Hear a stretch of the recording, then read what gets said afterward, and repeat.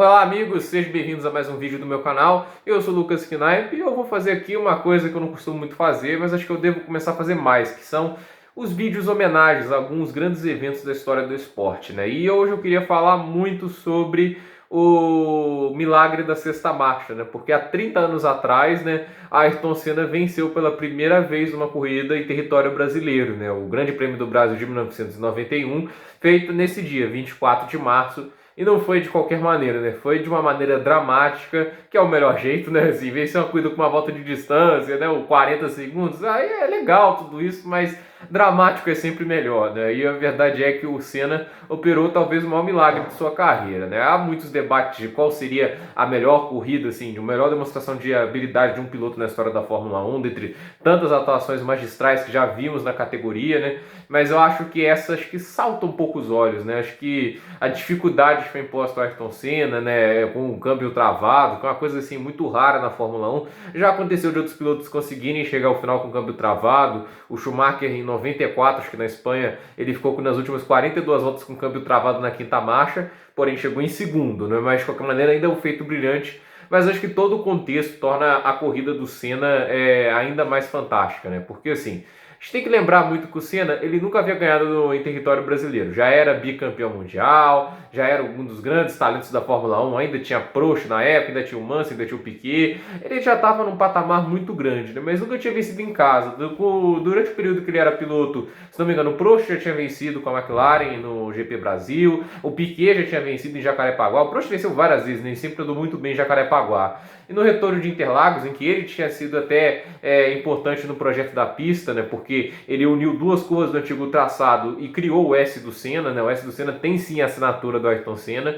Então, assim, ele era talvez a vitória mais desejada da carreira dele, vencer em território brasileiro. Eu acho que era a vitória que a população brasileira mais desejava, né? Porque, mais que o Piquet tivesse vencido em casa, ele não era um grande ídolo para a torcida brasileira. A gente sabe que o Piquet, ele tinha assim, uma mentalidade assim, muito autêntica, se a gente podemos dizer, que ele não era o cara que muitos torcedores brasileiros gostavam, ser humildão, tudo isso, né? Aquele cara assim que, eu fiz isso pelo povo brasileiro, não sou um cara patriota para representar esse país.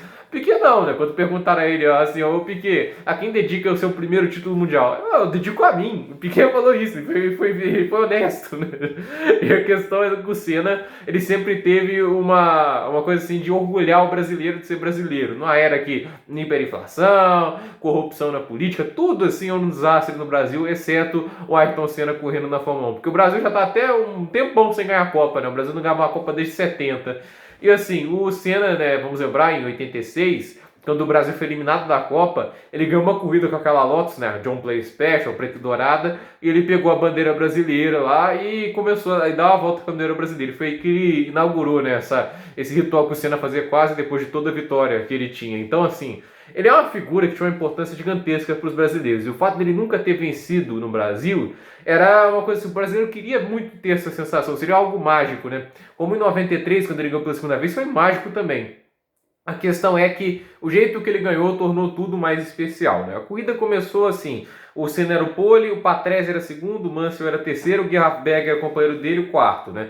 Os dois carros mais fortes daquela temporada eram a McLaren e a Williams, né? A Williams até parecia ter mais ritmo de corrida, porém, assim, os pilotos, assim, a gente poder comparar os níveis, né? O Patrese e o Berger são bem inferiores aos seus primeiros pilotos, o Mansell era muito mais piloto que o Berger, não que o Patrese, que o Berger também, mas e o Senna era bem mais piloto que o Berger, né? E assim, o Mansell era um piloto muito rápido, um cara que conseguia até acompanhar o ritmo do Senna, mas cometia muitos erros, e cometeu até nessa corrida. E a corrida começou assim, o Mansell assumiu a segunda posição, e começou uma disputa implacável pela primeira posição, né? O Senna estava segurando o Mansell a corrida toda, aí teve erro de pit stop da Williams, e o Senna abriu vantagem confortável, mas o Mansell tinha um carro muito bom e começou a tirar vantagem também, né? E assim, na época de 1991, a Fórmula 1 era mais ou menos, a corrida funcionava mais ou menos como hoje. 205 km, sem reabastecimento, só troca de pneus, né? Óbvio que não tem mais esse negócio, não tinha aquele super macio, tinha talvez até duros, né? Então assim, macios naquela época, mas era um pouco mais simples, né? E assim, o Mansell fez uma parada e o Senna também fez a primeira parada. Você podia até o final sem trocar pneus, naquela época não tinha essa obrigatoriedade de troca de pneus. E assim, o Mansell continuava seguindo, aí veio a segunda parada, né? E o Senna não foi parar. O Mansell parou primeiro, teve outro problema de pit stop, mas começou a andar lá, estava num ritmo interessante. Aí as pessoas começaram a se estranhar, né? Porque ninguém, quando começou a ver, assim, o Senna não estava parando, ele continuou andando na pista, assim, mesmo com os pneus desgastados, né?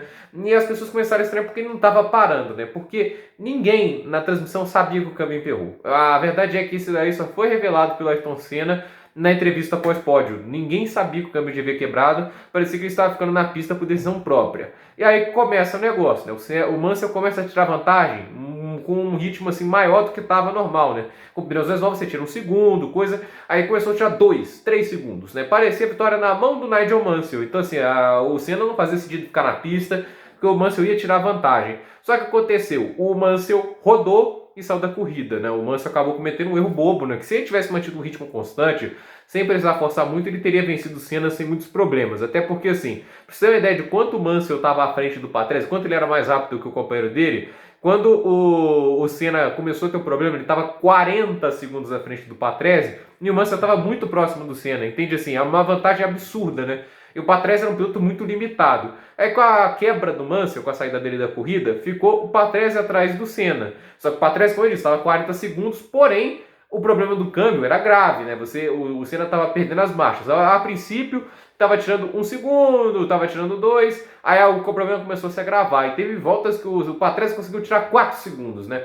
Aí a questão era que o Patrese estava chegando perigosamente e faltando as últimas voltas, das 7 para o final, o câmbio do Senna emperrou na sexta marcha, né? E no Senna tinha que tentar administrar essa vantagem sobre o Patrese. Aí começou a pingar na pista, né? Começou a chover levemente, né? Não era ponto para colocar pneus intermediários.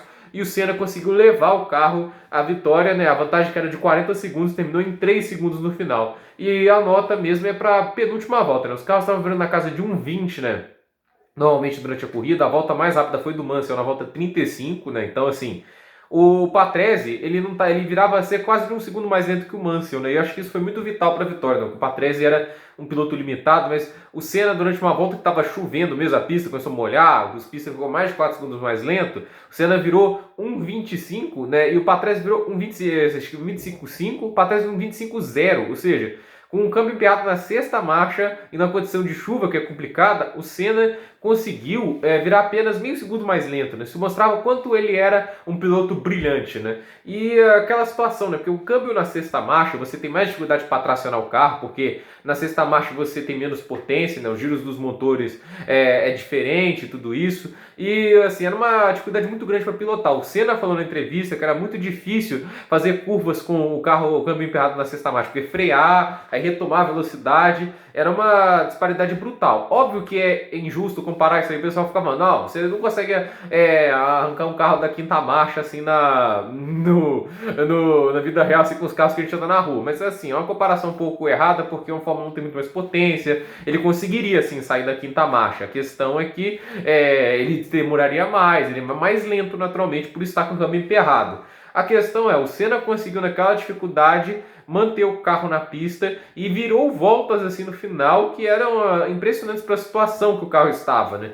E ele conseguiu chegar e receber a bandeirada, completar 71 voltas na frente, vencendo o GP Brasil pela primeira vez, né? O desgaste físico dele foi tão grande, né, que teve uma hora que ele estava literalmente segurando o câmbio, né, de pilotando com uma mão e segurando o outro, né? Chegou uma parte daquele que estava assim, né? No final da corrida ele só estava dirigindo mesmo, né? Então, assim, a situação que ele chegou depois da corrida era de um desgaste físico extremo e ele não estava conseguindo nem levantar os braços de tanto esforço que ele havia feito, né? Ele foi levado pelo carro médico, ele parou o carro logo depois do Senna até o pódio, né? E no pódio a gente via a dificuldade dele levantar o troféu, mas ele faz aquele esforço e levanta o troféu e tem aquela imagem icônica, né, do Senna levantando o troféu no GP Brasil, né? É uma cena fantástica e a torcida assim cantando o nome dele, era um momento assim lindo para a história do Brasil. Eu acho assim, a entrevista dele é muito legal, né? Que ele falou assim, ele estava na frente, né? Ele disse assim, que na hora que o câmbio emperrou na sexta marcha, muitos pilotos abandonariam, né? Porque é muito complicado dirigir com o câmbio emperrado, né? Você está muito mais lento que os seus adversários, né? Mas o Senna falou, né? Eu cheguei até aqui, lutei tanto, né?